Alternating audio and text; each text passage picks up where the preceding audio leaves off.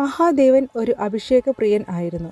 പ്രദോഷത്തിൻ്റെ അന്ന് പാലഭിഷേകം ചെയ്ത് പ്രാർത്ഥിച്ചാൽ സർവ്വ ഐശ്വര്യങ്ങളും നന്മയും കിട്ടുമെന്ന് നമ്മൾക്ക് വാക്ക് തന്നിരിക്കുന്നതാണ് ഭഗവാൻ.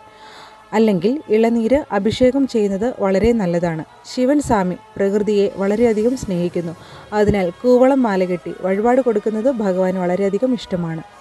തുമ്പപ്പൂവിൻ്റെ മാല പ്രദോഷത്തിൻ്റെ അന്ന് ഹാരമായി അണിഞ്ഞുകൊണ്ട് പ്രാർത്ഥിച്ചാൽ സകല ദോഷങ്ങളും മാറിക്കിട്ടും. പ്രദോഷത്തിൻ്റെ അന്ന് അതിരാവിലെ കുളിച്ച് ശുദ്ധിയായി കഠിനവ്രതം ഇരുന്ന് രാവിലെ ശിവസ്വാമിക്ക് പൂജ അർപ്പിച്ച് 101 പ്രാവശ്യം പഞ്ചാക്ഷരി മന്ത്രം ഉരുവിട്ട് പഴങ്ങളും വെള്ളവും മാത്രം ഭക്ഷിച്ച് വൈകുന്നേരത്തെ പ്രദോഷ പൂജയും പങ്കേറ്റ് രാത്രി ഭക്ഷണം കഴിച്ച് വ്രതം പൂർത്തിയാക്കി കഴിക്കുന്നത് ഏറ്റവും നല്ലത്.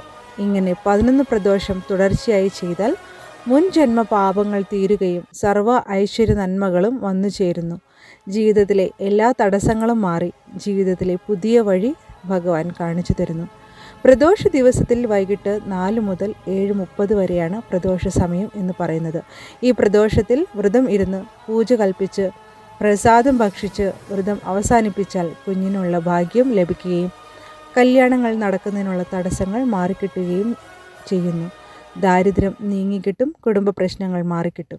ശിവസ്വാമിയുടെ അനുഗ്രഹം എപ്പോഴും ഉണ്ടാവുകയും ചെയ്യുന്നു.